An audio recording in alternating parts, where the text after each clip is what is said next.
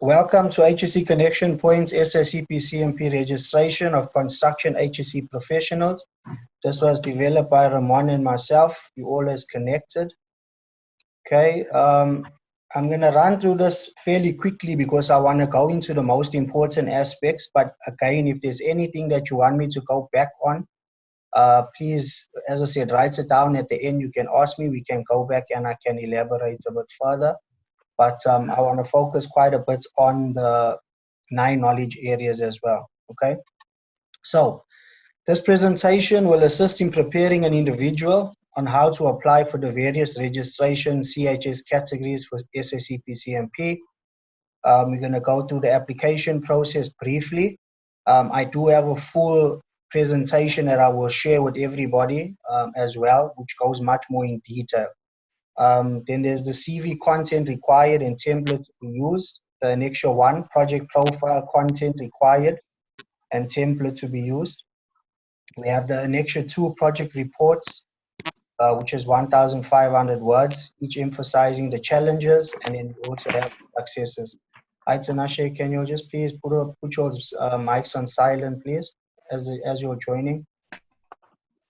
Okay. Thank you. What did I do now?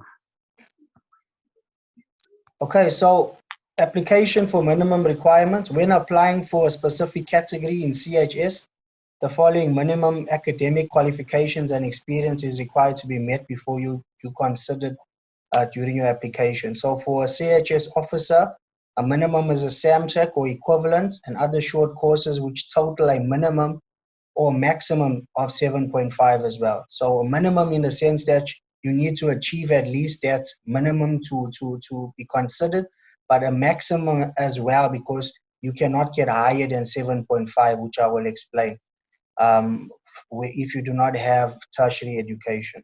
Okay, so 4 years proven experience. Some of them, they also consider 3 years experience. If you have a national diploma, they also consider up to 2 years experience, okay? So it varies. So the CHSM, which is the manager, SAMTRAC or equivalents with other short courses, which also totals a maximum and a minimum of 7.5, as well as 6 years proven experience, 4 years as a CHSO and 2 years as a CHSM, okay, as a manager. So for an agent, you need a minimum of a national diploma, BTech, or they also accept a NIBOSH international qualification or international diploma is now also considered, but you need to get it SACWA evaluated, okay? So this comes out of the assessor's manual that they give us. This just gives you a scoring, if I can just make this a bit bigger for you.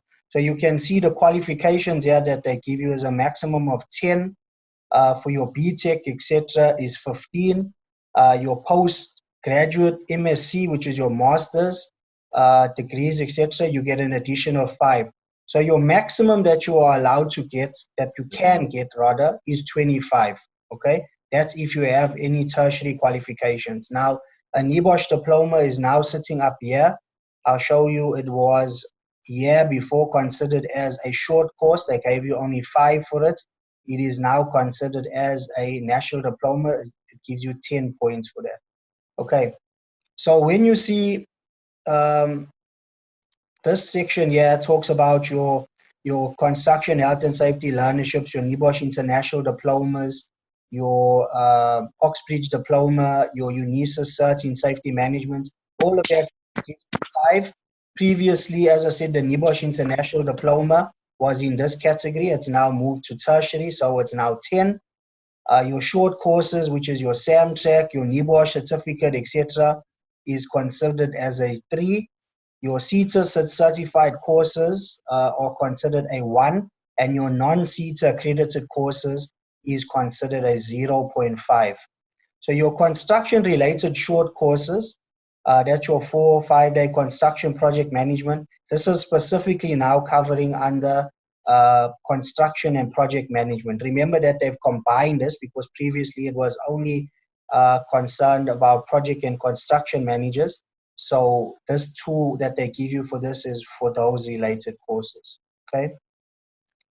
So again, quickly, I'm not going to go into too much detail as to how to apply. The presentation will clearly explain that to everybody, how to apply. So I'm just going to give you a briefing here. So apply online, you obviously have to apply through the website. So the web, as I said, I'll share this with everybody. You can click on here, it's hyperlinked to the website. As long as you have internet, you'll be able to access it. Step one, you've got to select the category of registration, which is either candidate, construction health and safety officer, construction health and safety manager, construction health and safety officer, construction health and safety manager, and professional agent. Okay, you need to create a profile. You use your ID number as your username. Step two, if it is your second application, register again. In other words, you are moving from, let's say, a safety officer to a manager or manager to agent. You would then register, but your username would be your email address and not your ID number. Because if you type in your ID number again, it will keep on putting you back to the same profile. Okay, previous, please put your mic on silent for me. Sorry. Okay. So next, application requirements. So step 4. So we capture all personal information and upload all supporting documents. What are these documents? So certified copy of your ID, a CV in the template required by SACPCMP. I will show you a copy of the CV template. Certified copies of certificates. It must be certified copies, please, preferably within the last 2 to 3 months maximum. Okay. Certificates of membership bodies related to health and safety. Project profile, which is your annexure A1, and your project reports, which is your annexure 2, which is 2 documents. It is your failures or challenges and your successes. Okay. Step 5 is pay the invoice of the application. Load it onto your bio using the reference number provided on the invoice form. Hi, please, if you're just joining, please put your mics on silent for us. Okay. Next, you have your verification. All right. So again, briefly, SACPCMP will then verify the completeness of your profile. The notification of deficiencies, you will receive a response relating to any outstanding documents or required material to be submitted or uploaded. So in other words, what happens is there will be an initial assessment conducted on your profile. If they identify something that is lacking in it, they will send you an email requesting you to upload the items that's missing. If you do not do it within a certain period, you will then be given a notification to say that you have been deferred to, let's say, a candidate if there's items that are missing. If you submit the documents, they will reassess it, and then if they are happy with it, you will then be given the relevant registration that you've applied for. Okay. So applicant to action deficiencies, you are required to respond by supplying the relevant information as indicated. Application status updates, and you will be issued with a confirmation letter barcoded to confirm that you have applied for registration. There might be 1 or 2 minor changes within this process now because of the new system update that they have, but for now we're working on what we know. Okay, if there is any updates, I will update everybody once I receive an update from SACPCMP. Okay. So on your assessment, your application will then be allocated and assessed by assessors, usually between 2 or 3. Normally, safety officer manager, they will have 2 assessors, and for an agent, they'll have 3. Okay, so application will be assessed on your qualification and your experience according to the criteria and requirements of the category you have applied for. Your issue assessment outcome will either be a successful deferral or reclassification. That's basically your deferral. So if you've applied as a safety officer and you don't meet the criteria of the assessors, they will then defer you as a candidate. Okay, so your application resubmission and moderation, which you can do based on the fact that you dispute their classification. You can also dispute it as well. And then you have a non-approval. Okay, so non-approval is where you say that I'm not happy with this and I'm disputing it, and you're allowed to go through the process. There's obviously additional money that you got to pay and all of those not too good things, but that's the process of how they work it. All right, so in your application, you then expected to respond. Once successful, you receive your invoice and then you pay for your application. So this is just the different processes for your application. Okay, that's based on your deferral of candidates. That then talks about your completion of your logbooks, submitting your logbooks, requested deliverables, and your assessments will then take place. So in this area of candidacy, right, there's actually a lot of different aspects that need to be considered. So you then have your 2000 case study that you need to submit. You need to get your logbook signed off by your mentor, by your supervisor, and you need to submit the relevant documentation, right? There's a list of documents that they will issue to you on a letter. I will also upload the sample of a letter of somebody that has that's done the application. So just to give you an idea for the candidates as to what documentation SACPCMP will require from them. So just for example, they normally request a copy of a risk assessment that was completed by yourself, a proof of attendance of an investigation or an investigation that was conducted by the candidate, proof of an audit that was conducted or one that was where you participated in an audit.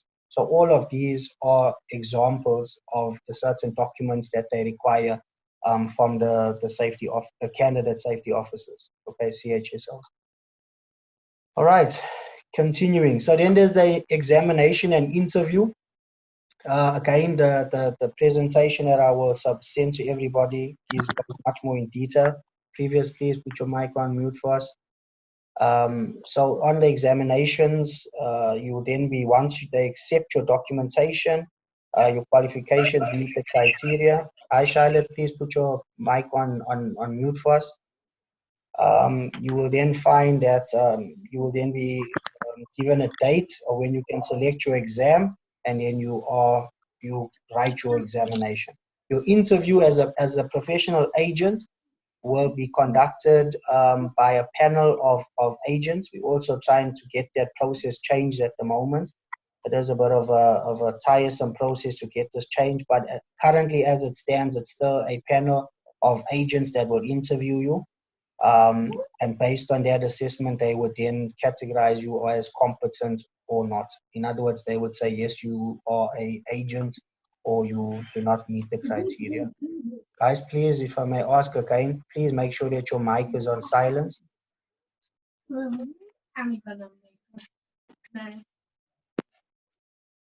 Okay, continuing. So, Charlotte, your...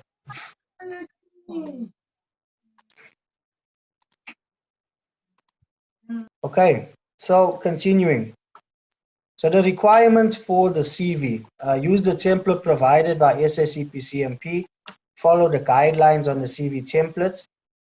When applying for various categories, ensure that you prove your experience in the category for which you are applying for. So for the CHS, as I said, you need to prove at least a minimum of 2 to 4 years. That also coincides with your qualification. So don't just think, okay, I got 2 years experience and a SAMTRAC, so they should consider me as a safety officer. I'm going to tell you a bit of information in this area as well.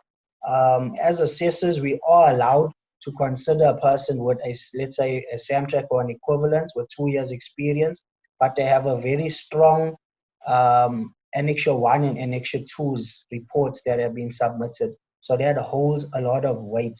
So that's why I said we will focus quite a bit on the Annexure 1, especially the Annexure 2's, because that can either make or break your application. Okay, so again, this is just for information regarding this information that goes in there. And then the sample of the CV. So if I open the link, so this is the SACPCMP sample of the CV. Okay, so please make sure that your CV follows the same template, and it's again just utilize the template that they provide. Okay. Alrighty, so Annexure 1. So the project profile information, again, this is just the information from here. I'll show you the actual document. So this is your SACPCMP Annexure 1 project profile. The following should be provided for each of the projects. The name of the project, the type and description of the project. So in other words, what type is it? Is it an EPC, EPCM contract? Is it a principal contractor? Let's say construction works consisting of mechanical, piping, civils, E&I, lifting and rigging, large lift and rigging activities, etc., piling activities. So those are a few examples of what type and description of your project will have. The geographic location will be the area. So let's say Secunda, Cecil will be an example. The name of clients and position and contact details of client representative. So name of clients, let's use one example, Cecil. Position, HSE manager. Contact details, let's say Pontius Pilot and client representative, and you can put their contact details of either their email or their contact number.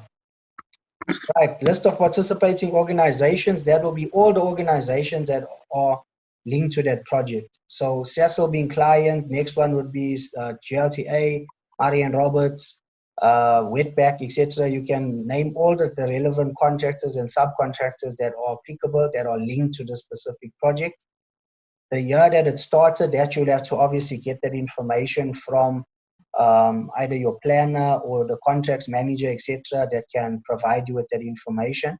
Again, if you do not know the exact date, just put a thumbs up. They're not going to go in and scrutinize every single date that you put on the document.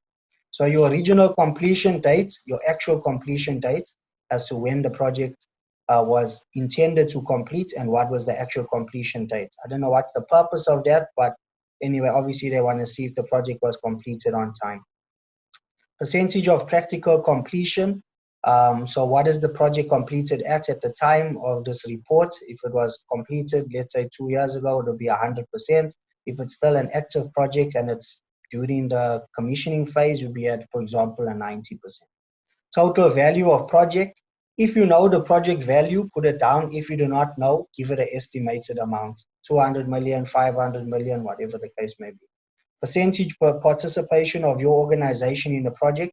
So if your company was the main contractor, it would have 100% participation. If you are a subcontractor, for an example, you would have maybe 15 or 20% of the organization participation. Your specific role in the project, what were you employed as, and was the project successfully completed? Okay, so that's it in a nutshell on your project profile. I just want to touch quickly on this point. Your project profile needs to be linked to your CV. You cannot have a name of a project here, for your example, on your project profile, and it is not linked to your CV. So that can tell the assessors that either you're lying or you got the information from somebody else, especially on your project profiles, etc. So please make sure that you align your project profiles to your CV. Okay.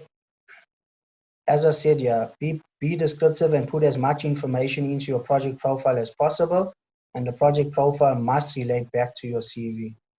Okay, so now we go on to the biggest areas of the focus of this training. It's your Annexure 2 challenges and successes.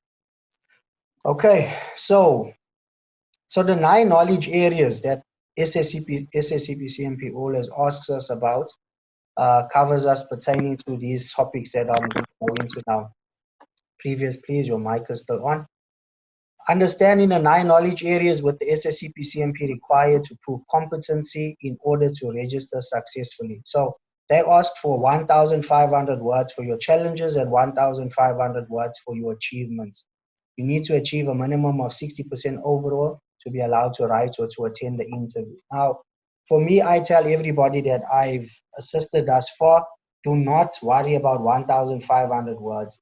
The more you add, the better, because as an assessor, when you go through the material, even when you go through the training that they call the training, you see that you need to be able to understand that this person clearly understands the 9 knowledge areas. And with 1,500 words, it's quite limited. So it just actually cuts you short from progressing or from gaining the maximum points that you allow. And I'll go into the point breakdown as well for you all here now. So under procurement management, and again, I'll show you all right at the end, there's another table. This is under the CHSO. For the safety officers, this is the current marking structure for this. So procurement management, you get 4 marks. For cost management, you get 4 marks. Hazard identification management, it's 5. Risk management is 4. Accident or incident investigation management is 4. Legislation and regulations is 5. Health, hygiene, environmental management is 4 marks. Communication management is 4, and emergency preparedness is 4. Now, obviously, you need to look at these and look at it as a scaling to say, okay, if this is asking me and it's giving me 5 marks under legislation and regulations, but I'm only putting 3 lines, I cannot expect to get 5 marks for 3 or 4 lines. So obviously, you need to focus a lot more on the let's say the higher marks. You would see it especially for the agents and the manager. On the officer, it's more or less, let's say, linked to the 4s and the 5s. So it's not much of a difference in this regard. Okay. So if I quickly go into now, we're going to start with the, I normally advise everybody, again, it's difference of opinions, but I normally advise anybody that's going to start with the annexure tools to start with your, let's say, your challenges or your failures. So what were the things that you identified during your project that went wrong? What were some of the things that you feel that were a real challenge to you? And then obviously you look at the successes based on that. So sometimes you'll be able to relate a success on a specific project where you've identified, let's say, a challenge or a failure. Other times you might be able to relate that to a next project where you roll over what you learned as a lessons learned, and you can then relate that to the next project. Okay. So now we're going to touch on the 9 knowledge areas. Please, obviously this is being recorded, so I will be able to show it to you all as well. And then also those that want the examples can request the examples, and I will send you some of the examples. I cannot send my own examples to you because some people were plagiarizing some of our information, and I actually got warned not to send my examples. But I'm going to show it to you all now for the purpose of this training, just quickly, and explain to you all some of the items that they're asking for to be considered when it comes to the 9 knowledge areas. So, again, you start off with the information as per their report, their template that they give you. Designation, projects, what were the projects entailing? So you can see heavy and medium steel manufacturing, large office buildings, pressure equipment manufacturing, major project electrical, HV, MV, and LV power supply, steel structure, large CIL and thickener tanks, civils, bulk earthworks, piling, and roadworks. So you can give an opening statement. I advise, especially on the safety managers and agents when they're doing applications, just to have a small opening statement for your assessor, because remember, there's a human being at the end of this report, of this document, that you want to make happy. So just to give them an understanding, give them where you're coming from a little bit, and ease them into your process as you start. So starting with procurement management, procurement and purchasing. So I've split mine up into procurement in purchasing, and I've also split it up into contracts or contractors. Okay, so why do I say that? So when you look at procurement, we look at a few failures pertaining to purchasing. So if you understand procurement management, you know that there's a twofold split between procurement management. So why do I say that? Because one of it deals with contractors and vendors, etc., bringing them on board, and then the other one pertains to purchasing. So I've covered purchasing first. Again, it's your discretion. You can start with contracts first, and purchasing second. I've just chosen to do purchasing first. So a few examples, okay, of challenges that I faced while working on these projects. We encountered many failures and frustrations when the HSE department was not involved to evaluate HSE requirements of the project from the initiation of the projects, and subsequently we had multiple challenges regarding purchasing. So critical items like cranes, lifting tackles, scaffolding material which were delivered to our projects were not in accordance with the specifications and legal requirements. Okay, so project requirements, specific documents, example, maintenance and service records to be available for all equipments. The suppliers of the equipment were not aware of these requirements, which resulted in the projects being delayed for 3 weeks. So these are some of the examples of challenges, right, that you can consider. This challenge of not being involved from inception, of no proper management of change introduced at this phase, created a difference in opinion, and the specific safety devices, safety equipment, fire prevention and protection, emergency response, and early warning systems that would be or could have been utilized on the project. The scope of work was not clearly understood by the contractor in the bid clarification meetings, and was one of the other challenges we were faced with, as well as design changes. Okay, these are just a few examples. So a few that I've listed here as well: approving material procurement through agreed specific documents. So on some project you work on, you see that the procurement department or buying department does not liaise with the HSE department to see what are the specifications of PPE required, what are the specifications of specific devices that are required on a project site, etc. And a lot of the time you find that they do not issue that information through to the contractors during the bid or tender process. Okay, so next you go into, again, it's quite a bit of information. Then you go into procurement of services, looking at contractors. So procurement documents are very important tools for managing a risk. This purpose is determining the consequences of particular risk which have been identified. So contractors should clearly define, okay, give me 1 second. All right. One of my greatest challenges was to ensure that our procurements and contractors departments made use or approached those vendors or service providers who were pre-approved. Now, as a challenge, you find that a lot of the time, a lot of companies are not, they do not conduct pre-qualifications audits on these contractors. So that in itself creates a challenge for the HSE department, because a lot of the time the companies are looking for the cheapest contractor that they can find, and not necessarily looking for the safest one. So during your pre-qualification audits is a process where you would identify these gaps, and then also you can segregate your good contractors from your bad, and be left with, let's say, 2 or 3 that can be utilized for the bid clarification meetings, and finally decide on the best contractor to be utilized for the project. Okay, so that again would relate back to your success. So you'll see again your introduction, and then you're looking at your project initiation and briefing information, concept and feasibility. That's just as a bit of information that I've given these guys for them to understand that we know the inner workings of how this thing, how projects are actually conducted, from your pre-feasibility, your feasibility, viability studies, your engineering processes, etc., how it goes through. So again, you relate your findings or your negatives from your procurement aspect, and you relate that information back to your successes. Okay, that's the easiest way of aligning it so that it makes sense even to the assessor, so they can see, okay, you had this specific problem on this project, either on the next contractor that was brought on board, you ensure that there was a pre-qualification audit conducted, let's say for the mechanical or piping contractor that was coming on board, and you initiated this process, so that becomes your success. Or on the next project, you ensure that pre-qualification audit was conducted on contractors prior to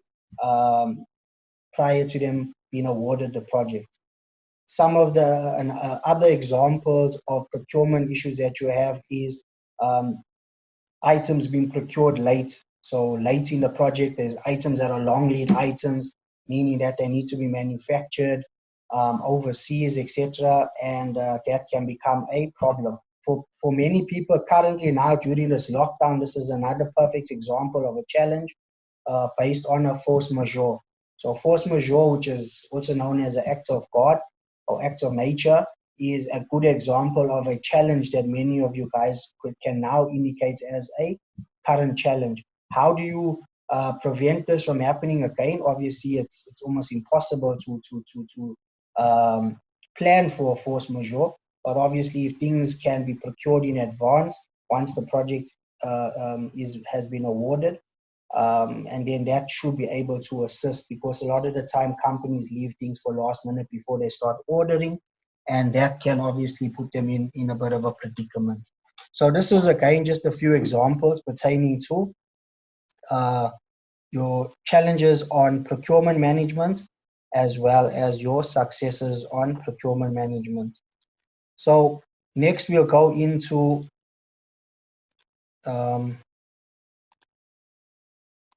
challenges under cost management. So I'm going to list a few of them. We encountered these projects which were so poorly priced, which forced me to reduce staff complement due to these errors and poor calculations of these tenders. So many a time you find that this is a factor. Companies come in at a low price, they bid low because they want the project, and then they think that they can catch up through additional scope or additional work, etc., project management instructions or site instructions, etc., which become compensation events. So a lot of the time as HSE people, we get exposed to these kind of situations because project is priced, they price it at the lowest, they put a histogram in for the project, and their consideration for safety is very low, sometimes also on the quality side as well. So we as the HSE managers and agents, etc., on the projects, we end up suffering. Sometimes the safety officers themselves that are seen as the seniors also have a similar situation. So these are some of the challenges, guys, when we're looking at cost management. How does a company cost? When they come in too low, it means that we at the end of the day also bear the brunt of it. So another example, I said a challenge we found in most cases was the HSE plans were incomplete during the bid clarification meeting, and it posed a challenge when needed to be improved once the site had kickoffs and the requirements are not being met or agreed upon.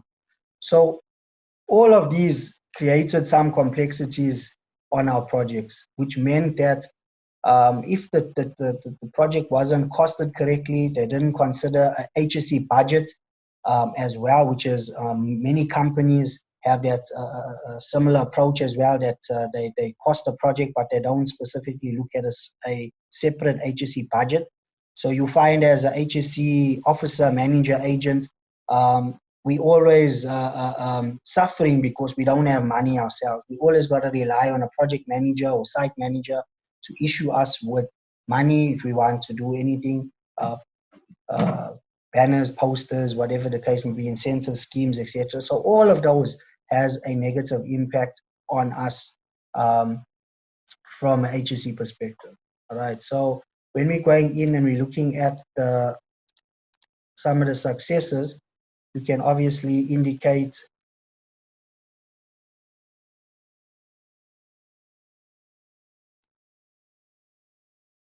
okay, so cost management, I'm just going to read a few of the points. Cost management is a form of management accounting which allows our businesses to predict impending expenditures to help us reduce the chances of going over budget. This is just a bit of information for the assessor. I drafted HSE budget in line with the project allowable. Karina, please, can you please put your mics off? I drafted HSE budgets in line with the projects allowable for each project, and management's agreed on a budget with me, which excluded PPE, gas monitoring devices, and consumables and assets, etc. And it included our asset registers for all gas monitoring devices. The monitoring of the budget was conducted per project by the relevant project manager with my inputs and guidance related to HSE requirements. We calculated all SHE-related costs of the overall budget on each project and we added an extra 5 to 10% to be on the safe side. So this is just a few examples. Managing the HSE project budget was one of the successes, as I conducted this methodically and clearly to ensure it balanced each month. Okay. Our cost estimation process began by breaking the project down into work phases, such as the design, engineering, development, and fabrication.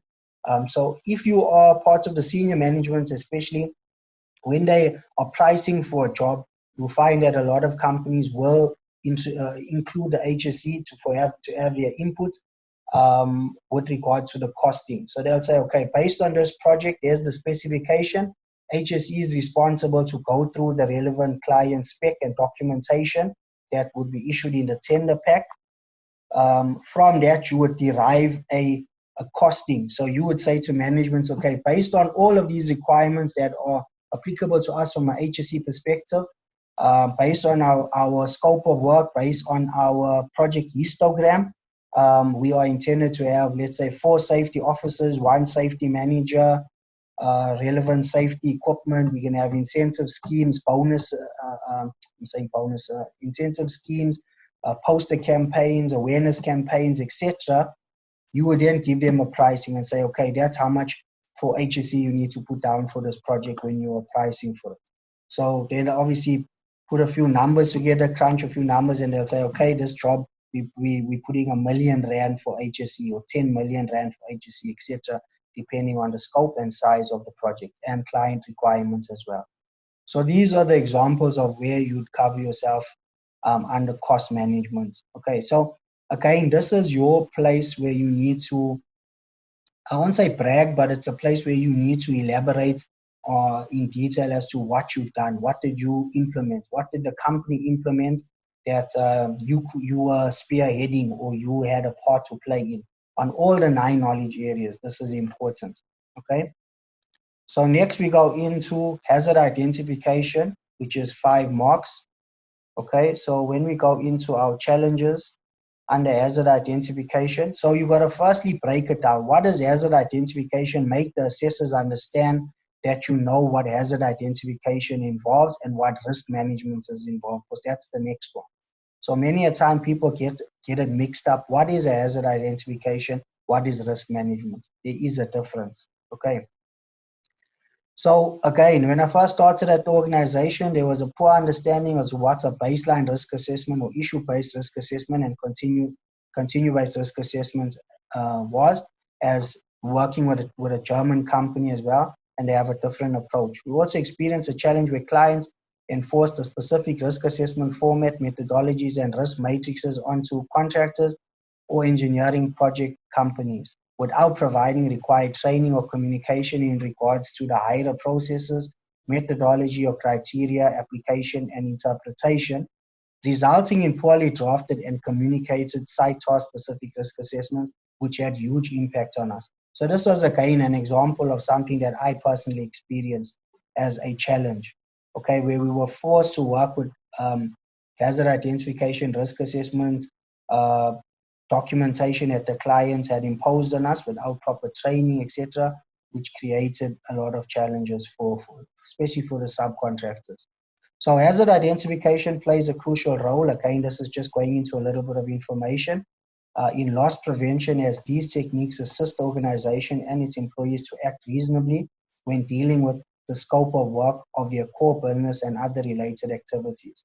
So we also had had contractors mixing up what the difference between a hazard and a risk was, and they used to indicate a lack of control as a hazard, which we had to unteach them these discrepancies as it was clearly seen in their hazard identifications. So many contractors, supervision, etc., had conducted higher training, which most of yours, I'm sure, as well will have, but they could not identify the basic hazards. And I had to roll out a training session with the supervision and safety department to make them clearly understand what a hazard was, which was a huge problem for us to make them understand. Eventually they caught on, but these were some of the challenges that we were faced with. We also identified risk assessments being drafted as paper exercise and were poorly drafted, had very little actual value. Workplace hazard identification, assessment, and control is an ongoing process. It is undertaken at various times, and it included, if it has not been done before, okay, that was just some information. And then we go into your successes. Okay, some of the successes that we implemented. So as an HSE professional, we were required to fully understand hazard identification and risk assessments and wide organizations. I don't know what I wrote there, sorry. To understand how the baseline risk assessment is the foundation and core of any HSE system and project site. Firstly, one needs to train the employees. Okay, then we made them understand. So we made them understand as well through proper training and identification of what is hazard was one of the things that I implemented on our project sites. So I made them clearly understand motion, electrical, chemical, mechanical, pressure, etc. For them to clearly understand what are hazards and what is a risk so that people can understand the difference between them. So again, there was different methods that you can utilize, identifying the hazards. There's different processes, your brainstorming, your what if analysis, your hazard processes, your FMEs, equipment failure causes, task analysis, and your fault-free analysis. So there's different approaches of what you can utilize. And then I just touched on a few of the points as to what we did, what we implemented as far as hazard identification is concerned. Okay. Now covering under risk management, right?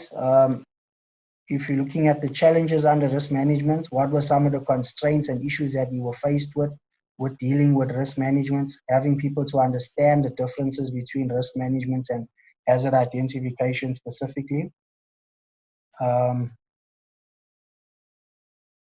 Sorry, I don't know. This seems like the old one that I did for my management one, not for the agent one. So I'm going to have to shove it. Okay. So again, just touching quickly on risk management, we look at what are some of the challenges that were faced with us under risk management. What were some of the issues that we identified?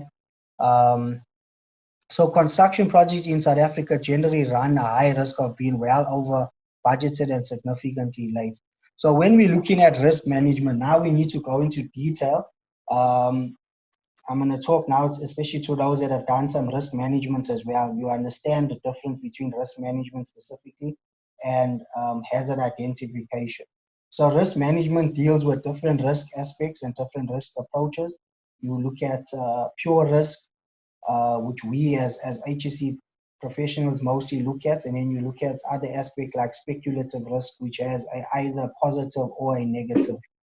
So in our cases, we look at pure risk and breaking it down for everybody to understand the difference between risks and hazards. So when we're looking at the different risks, we look at it as an overall approach for a project, which is a document that project managers use called a risk register. So a risk register, on some of the projects I personally worked on, even recently that I've worked on a few, where there was no proper risk register in place.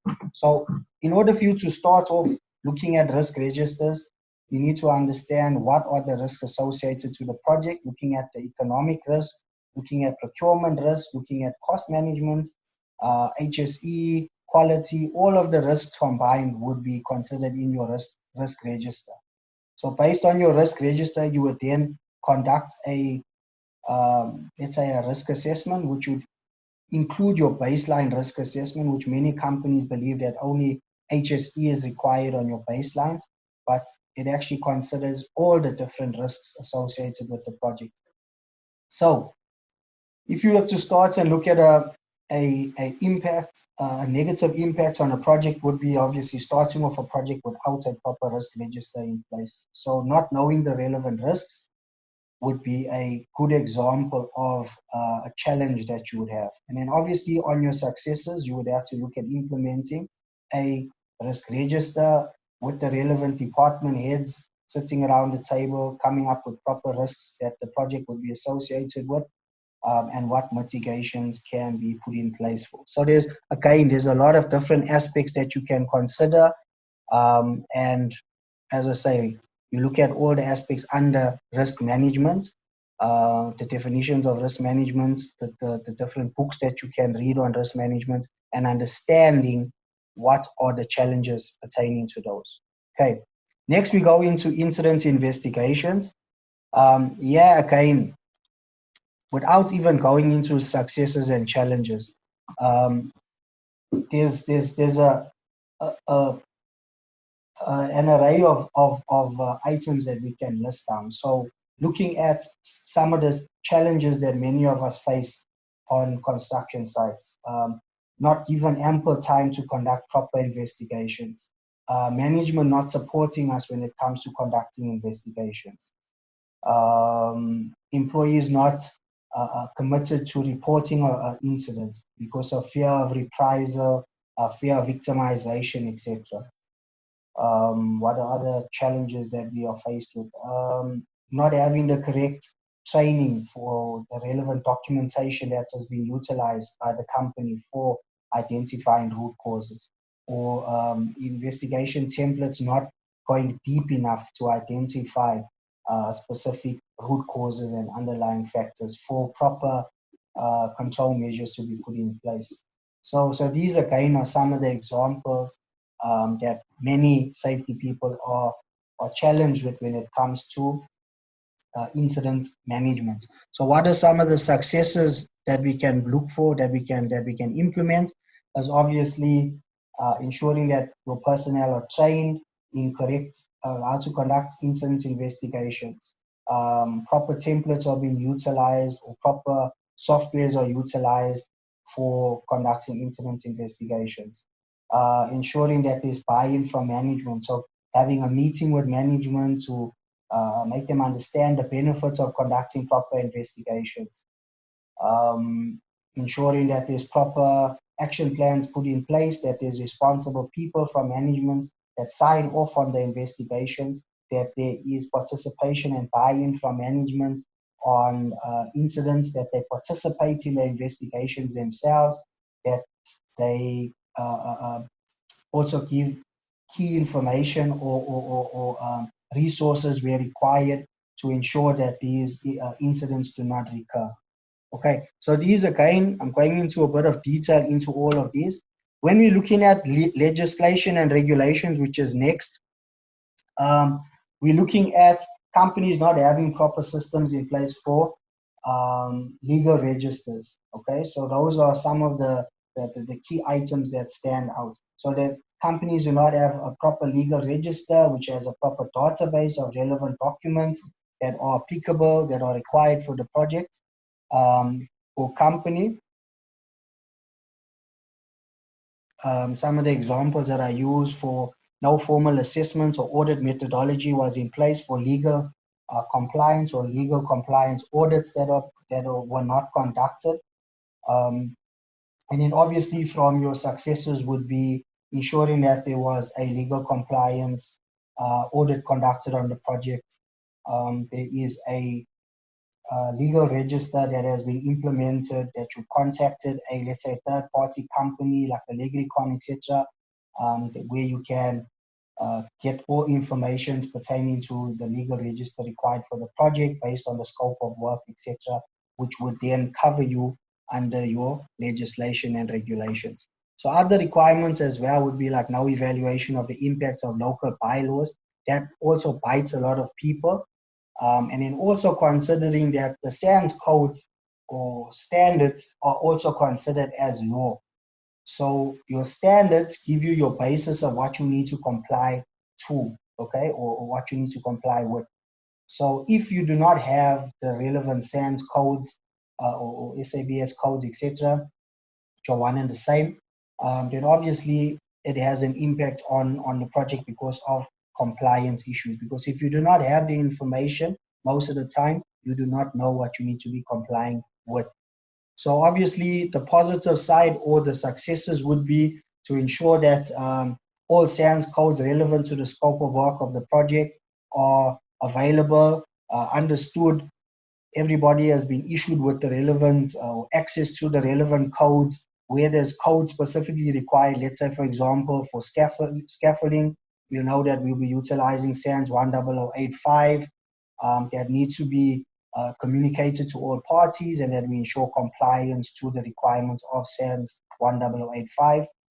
If you're looking at, for example, hard hats, we know we go into SANS 3097. So all of those different SANS standards and codes are what we're working to, that we ensure that they are available, they're in place, and that we are monitoring them accordingly. So some of the good initiatives as well that you can do is to extract the information specifically to those SANS codes. Let's say under scaffolding, what are the specific requirements, and you can audit yourself or your subcontractor based on the requirements of the SANS code. So those are some of the examples of the positives that you can do. Now, under health, safety, health, hygiene, and environmental, what I normally advise the people to do is to split up health, split up hygiene, and environmental. So focus on health. What can you explain on health? What is the further information that you'd like to break it down under health for? If you go, for example, under successes,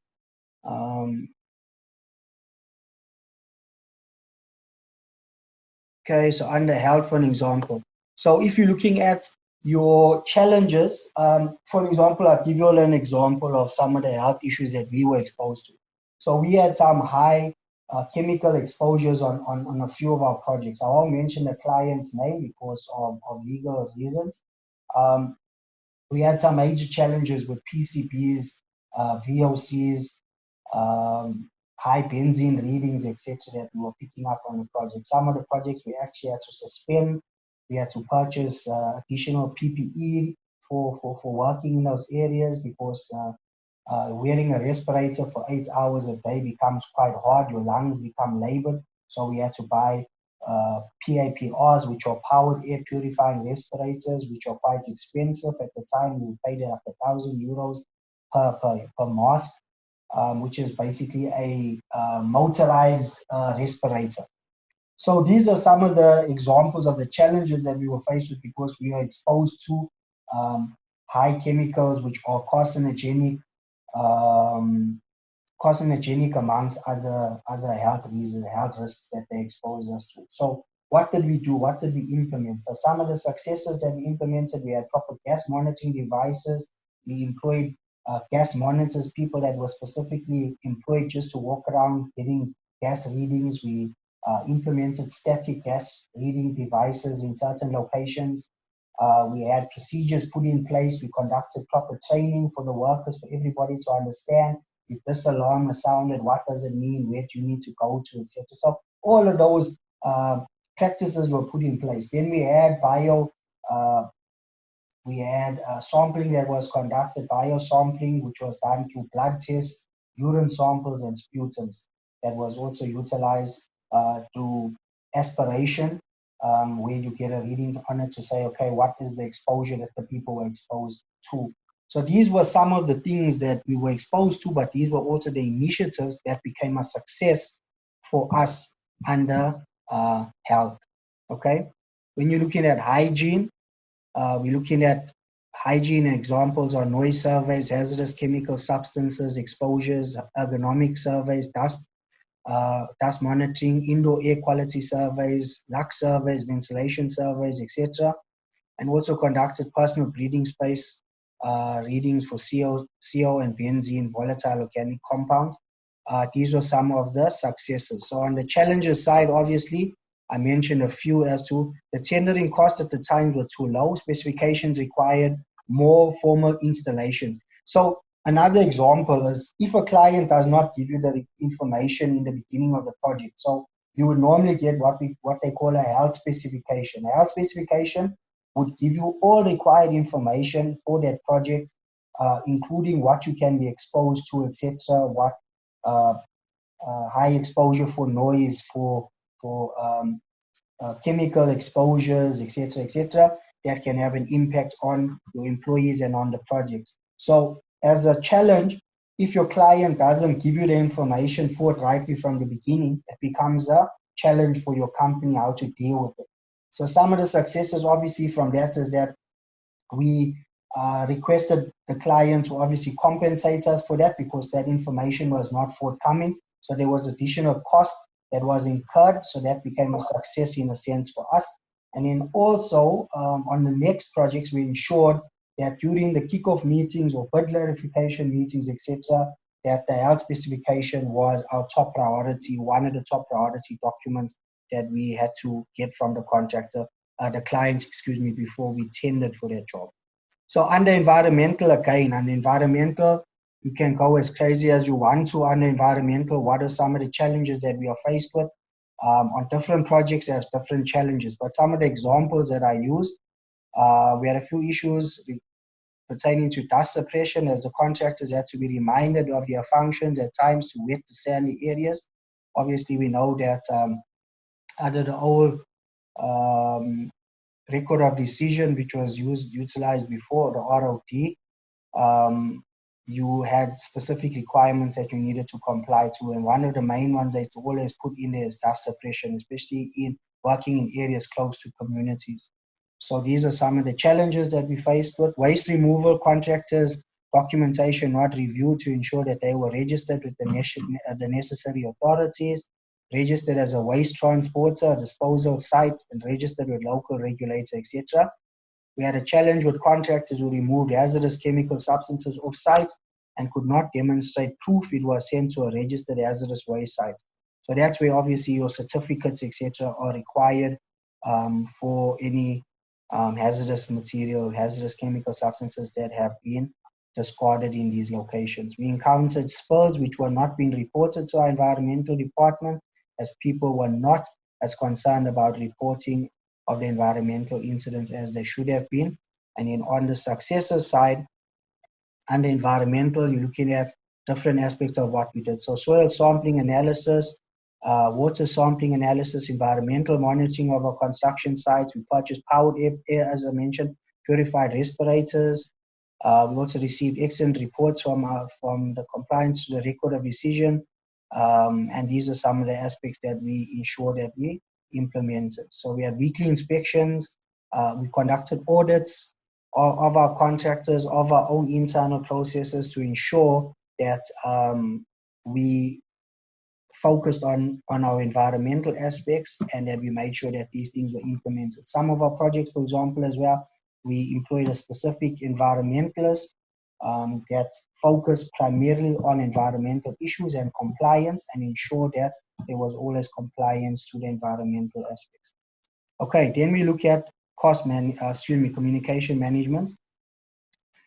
So communication management, many challenges that we are faced with. Formal communication systems were not utilized or established from the onset, which resulted in critical information not reaching its intended target audience. What do I mean by that? So we do not have formal communication structures or communication procedures indicating what needs to happen, who needs to communicate to who, what processes we utilizing for sending emails, who needs to be copied in on emails when drafting up specific emails to contractors, who needs to approve those, etc. So all of those were then factored into, and we utilized different softwares and procedures that circumvented the issues that we were faced with regards to the challenges that I've mentioned. So a few other examples as failures within the department were mostly due to verbal communication. So we find that a lot.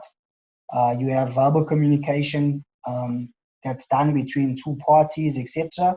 And then when something happens, somebody needs to prove something, there's no proof available because everything was done verbally. So again, on the successor side of it would be ensure that everything was conducted, communicated officially via email. There's various different communication methods. So when your assessors are reading your reports, there's certain things they're looking for. So they want to see, for example, we communicated with our staff through toolbox talks. We had weekly stand downs. We've had memorandums and notices which were displayed on notice boards. We communicated through different means of on our sites using two-way radios. We had WhatsApp groups, emails, which were official way to communicate between ourselves, clients, and also our subcontractors, contractual letters that were also utilized through an early warning process There was non-conformance reports for major deviations and discrepancies. Again, we use TV, safety videos, etc. There's various methods and ways of communicating, but again, make sure that when you are discussing these specific topics, that you are clearly making the assessors understand that you know what is pertaining to communication management and what it entails, okay? Last but not least, we're focusing on emergency preparedness, okay? So under emergency preparedness, what are the challenges? Yeah, again, you can go as crazy as you want. So the majority of contractors were ill prepared with regard to emergency drills, which were not being conducted and were extremely poor, and they were extremely poor to quickly respond to these. So poor client emergency preparedness, who imposed their methodology and not allowing the company to manage it. We have issues with arrangements that were not being done by local hospitals and foreign nationals, not made to ensure that appropriate treatment would be provided, and doctors in very small places or communities did not want to treat IOD patients. We also had situations where hospitals did not want to treat our personnel, private hospitals, without down payments being conducted because of lack of payments coming from the compensation commissioner, so your DOL, DEL processes as well, which was also a challenge for us. So again, no access ways were considered during the site work, during evacuation processes or drills. Very poor preparedness due to no plans in place, no contact numbers in place, no drills were being conducted on site. Employees were not trained on the emergency response plans. There are no emergency coordinators trained and none were appointed on site. No escape routes and plot plans in place within the laydown areas, and also all possible fire risks were poorly protected. So these were a few of the challenges. So when you go into the successes now, that's now where you go in and you have more or less the opposite with regards to the failures that you were exposed to. So a few examples that I'd mention. We contacted the services of professional entities which could assist us with specific rescue. Example, working at heights when we could not use a mobile elevated work platform or a man cage, as well as when working on scaffolding. So in other words, we contacted a company, like a rescue at height company that could be on standby, available. If there's a case there's a person needs to be rescued, that rescue can be conducted, okay? We devised clear rescue plans and conducted monthly drills to identify any shortcomings where we may need to improve.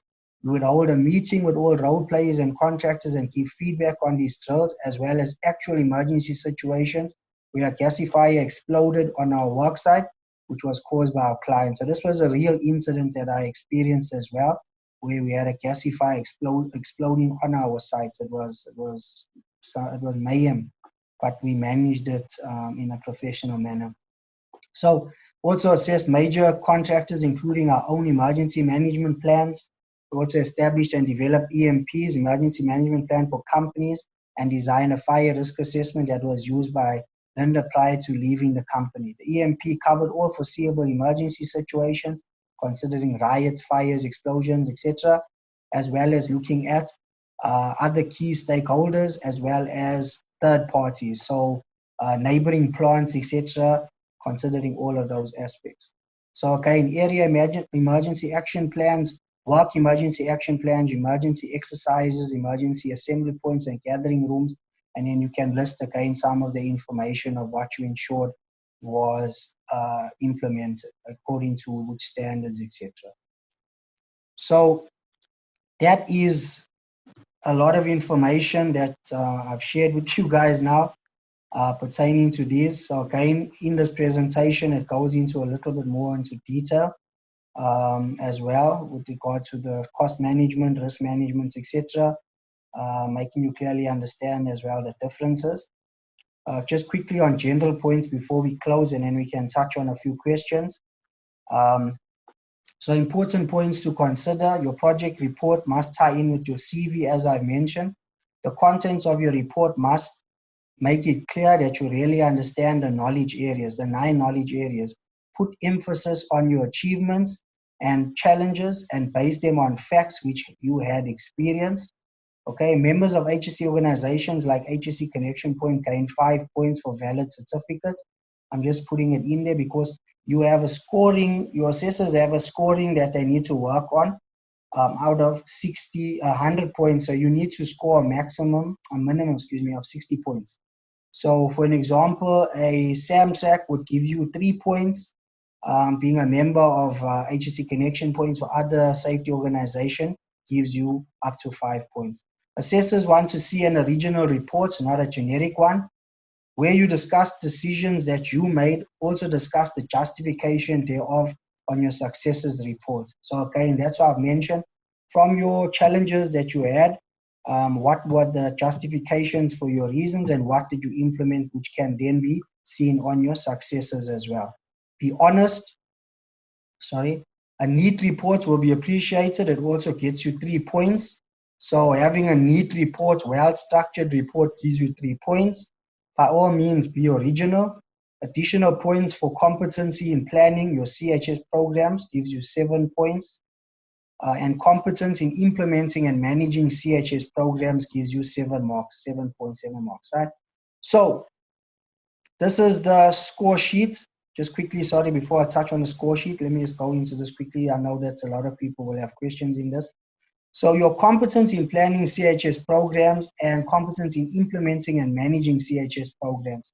On your CVs, put this information in there somewhere that you have conducted the planning arrangements around programs if you have, as well as implementing, managing CHS programs. So how did you implement the project system that you had, that you were working with? What part did you have to play with regards to the arrangements and planning of it, as well as the implementation of your relevant systems that you've worked with or that you are currently working with. So that's basically where you would gain these 7 marks as well. And then again, if you want to bring it into some of the areas while you're working, so that the assessor can also see when they're doing your assessment that you have experience within these areas. Okay. Just a quick one. As I said to you, there's a difference on the scoring sheet for the agents, managers, and officers. You'll see that educational, they give you 20 for manager and agents, and 15 is your maximum that you get for safety officer, as well as your membership of association, you get 5. As I said to you, if you're a member of Connection Points, automatically if your certificate is valid, you will get 5 points. Your years of experience in the construction, health and safety, that will then be out of 10 marks. Your project profile is also out of 10 marks. That's why it needs to be as descriptive as possible. I know that they mentioned a lot of the times you hear that you only need to add 3 projects on your project profile. I know, and I'm going to tell you all this between us, put all the projects that you worked on that are applicable to HSE. You would indicate them. Even if you have 10 projects and 10 projects on your project profile, the more the merrier. Excuse me. Your general presentation, as I explained to you, gives you 3 marks. Your experience in planning, construction, health and safety programs, management competencies, etc., will give you 7 marks across the board. Experience in implementing management, construction, health and safety programs, operational competencies as well, will give you 7 marks. Demonstrated competencies in the following knowledge areas. So you can see here that there's a difference in your agent, manager, and officer. So you'd see, for example, here's 432, 432, 555. So there's slight variances on your officer, your manager, and your agent. But ultimately, your score is out of 100 points, and you need to score a minimum of 60 points. Okay, so thank you very much. I'm not finished. We're going to go into questions and answers. I am going to stop this now, and we can go into questions and answers. I'm going to just stop the recording.